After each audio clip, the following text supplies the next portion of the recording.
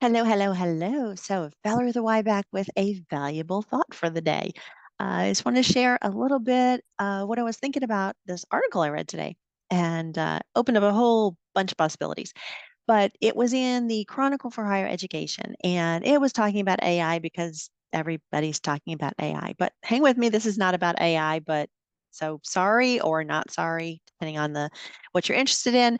But what I found really interesting in the article was they were talking to a professor from the University of Waterloo, and he was talking about how he's changed how he teaches to adjust for the fact that all those things that people worry about with AI, like are the students still thinking? Are they just, turning into robots or, are they having any of their own thoughts or all of that that has to do with AI?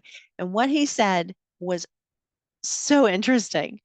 He said, I started embracing how students were studying and doing their work with tech in 2015, recognizing the impact of the web.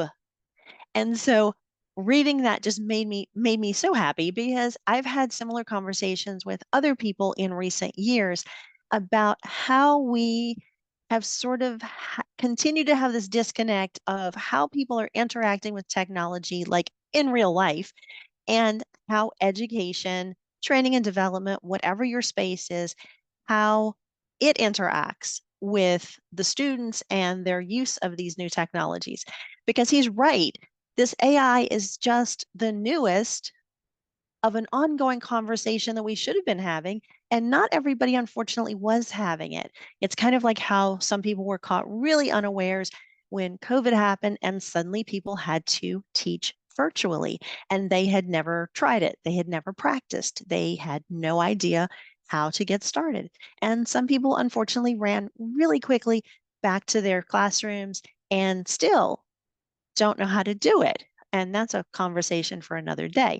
But what I thought was interesting about his comment was this is somebody who has been doing what I've been sort of promoting for some time now. And he was being, I'll call it proactively disruptive. That's the phrase I use to describe what I do. And when I see people do stuff like this, he was recognizing that people are doing something differently and it's going to impact the way he does his things, how he interacts with the students, and all of those things. So, again, not a new thing. And I've had the same conversation in the workplace with people when they wanted to talk about hybrid. Probably 2022, 2023, instead of people requesting talks and workshops on gamification, they wanted me to come in and talk about hybrid. And one of the things I always taught them or told them was, yeah, this isn't new. People were like, oh, this new thing, and I don't know what to do in this. I was like, okay, well, let's rewind a little bit. And I use the word rewind intentionally because one of the examples that I always give people is back in the 1900s, lots of people used to make mixtapes. We've been doing this hybrid thing for a long time. Hybrid meaning taking pieces from different places and different media and interacting in different ways and doing things in person and at a distance and all of those variations. We've been doing that kind of stuff as human beings. We maybe have not been doing it in a classroom, in the workplace, and those kind of settings. And unfortunately, that continues where there's this disconnect. Like I go to class, I go to school, I go get training. Like it's this whole separate piece from the rest of your life, and it isn't. So with hybrid, I would say, well, think about mixtapes. Somebody had to sit there next to a radio or next to the stereo with their cassette player and rewind the tape and go fast forward and, find the right spot.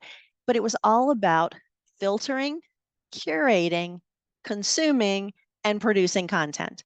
And those four things are things that we all as humans continue to do. But I don't think we're talking about it enough sometimes. And we're not bringing those lessons into the work that we're doing with students or, as I said, employees. I tend to work with mostly adults that teach other adults, but this would be true of anybody teaching anybody. It would also be true as I sometimes talk to people who are dealing with their clients and how we interact and we provide content to customers, clients. So this is a universal sort of message and sort of plea out there to really think about how people in their real lives are filtering the content. We've heard younger generations are now using influencers and their friends and everything. That's their primary filtering mechanism. And then from that, they curate what they're interested in. And if I'm interested in this, I go to these people because that's who talks about that. And that's who I trust to talk about that.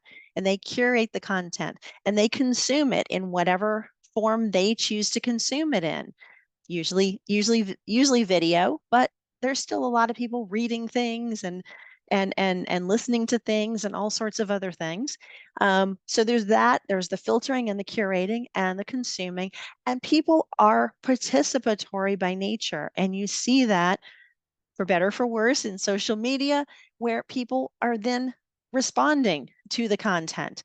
And so I'm going to stay away from the dark side of things right now, but in a positive way, where people are then starting conversations and they're contributing and they're remixing things and they're learning from things and exploring and all those things. So this got a little long and a little off the tracks here, um, but I just want to get the message out there because again, um, we keep doing the same thing over and over. And it's that what's that quote that the internet ascribes to everybody, you do the same thing over and over. That's the definition of insanity, expecting a different outcome, but we continue to do that as humans.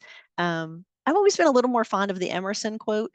Um, a foolish consistency is the hobgoblin of small minds because you just don't get a chance to break out the word hobgoblin that often. So it's a great, but same idea. We shouldn't be foolishly consistent, and we should be proactively disruptive, and we should be looking at what needs to be changed in the way we're doing things and in the way we are providing our training and our content and everything to those that we serve. So anyway, that's the valuable thought for today. Let me know what you think. Let me know what you want to hear about, and I'll keep reading and thinking about stuff and coming back and telling you about it. Till next time.